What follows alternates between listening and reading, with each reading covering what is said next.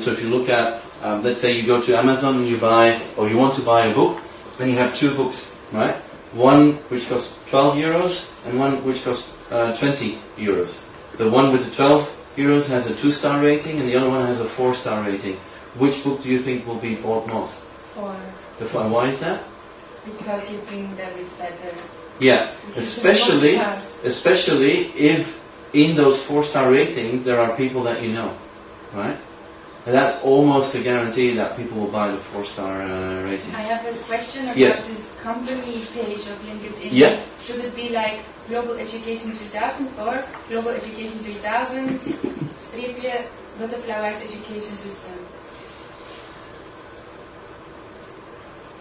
That's a good question. I would say let's park that for now. We'll talk about the company page later on, and we'll pick it up there. Because one of the things you will see is that we'll talk about your personal profiles first, and you might want to make a distinction, or you want to keep it together. And I think it's fair to say that at that point in time, you'll get clarity on what is the best way, right? It doesn't have to exclude one another. What is the question? Yeah, I have a question. When you're talking about all the new ways of doing marketing or business, are you mainly talking about B2C?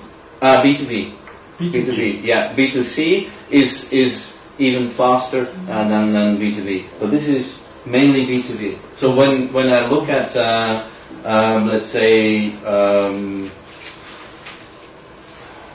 leasing companies, if you look at computer infrastructure, if you look at office development, if you look at where people do, let's say, our printing is done, stuff like that. That's perfectly in this area, right? Does that answer your question? Yeah, absolutely. So what you see is that people work with personal recommendations, right? Who do you work with? And a lot of people are underestimating the power of their network. And so that's what you see is in new ways, this becomes more and more important. With a project like yours, that's going to be a very interesting way to go viral in no time, right? By using this to be found. When people search for you, that people know that you exist, right? A lot of people just think about, reaching out. I say that's just half of the work. It's also being found. When people talk about new education systems, about new ways of dealing with educating children, what would they look for, right? Being found, because people do their homework. What's the first thing a lot of people do when they hear about something? They go online, search, research, who is this? And one of the key questions we say is that in everything you do, right? Is it more engaging or is it less engaging? If it's less engaging, why are you still doing it? Stop doing that. Stop it. If it's more engaging, why aren't you doing more of it? So it becomes even more engaging than it was in the first place. Does it make sense? Mm-hmm. Right? So with every step, and that's why it's important to, let's say, set the mindset first, and then we'll start stretching it, and then you will see that when you look at your profiles and at your company page and everything else, it becomes a different angle that you get to it, and it makes more sense by doing that. Is that alright to say? Excellent. So, when we talk about social media, Marieke will probably testify with this, it's not just about broadcasting, it's about two-way communication, it's building up engagement, it's talking back and forth with people, it's bringing people into the discussion. And nowadays with media, social media like Twitter, it's real time, right? LinkedIn is also real time, but it takes a bit slow, it's still asynchronous. But Twitter is like instantly news generated and everything going on. Personal introductions. Yes. Ask something about Twitter. I have a Twitter account, but I hate Twitter. Okay. If you have the same feeling, I just don't.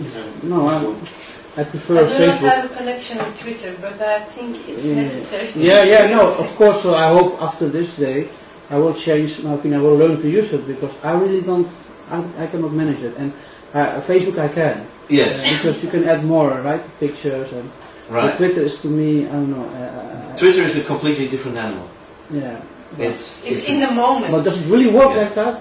It's like, you think and you read. You write. You think and you write. You put it online. Actually, I was thinking when we were on the train, I was thinking this moment I had to capture in Twitter. This moment I had to capture. I know, but so I need to do something with Twitter. But may I say something? Well, this is a counterpart of it. It can also explode in your face. Sure. Sure. And that's what really, I think, you can be impulsive and make a big mistake saying something which you don't want, and then it's out. So how? But it's important that you think twice before you put it out. Always, I guess. But anyway, I wanted to remark this because I don't know if you're going to talk more about. I have. And keep your own opinion about those topics like politics and stuff. Oh yeah, that's for sure. Do you know Murphy's Law, right? Yeah. Have you heard about Murphy's Law 2.0? Yeah. Murphy's Law 2.0? No. I know when something. So Murphy's Law 2.0 goes as follows.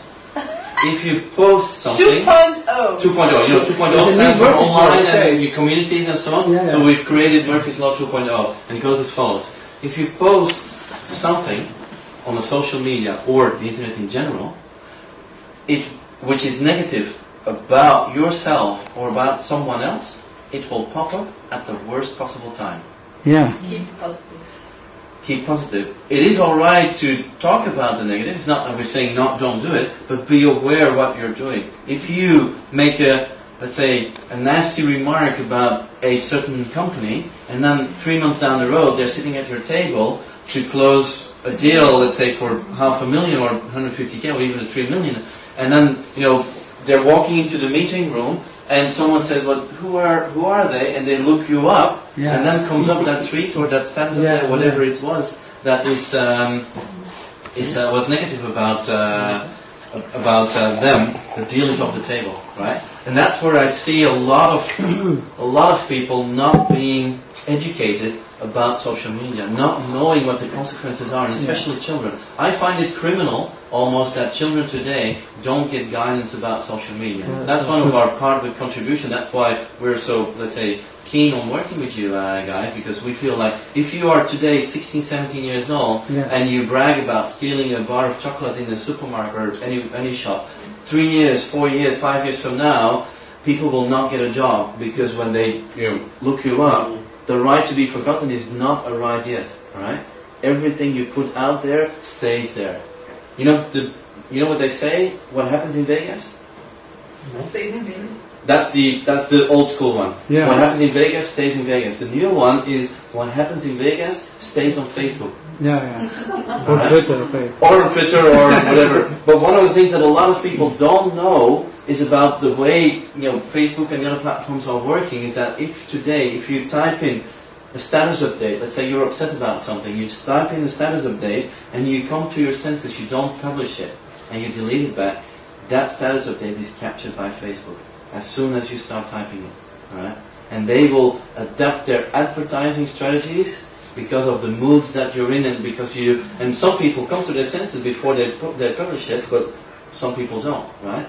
And that's where Facebook is working and, let's say, adapting their communication with you. Yes. So you say that Facebook starts recording your data as soon as you start typing. Yes.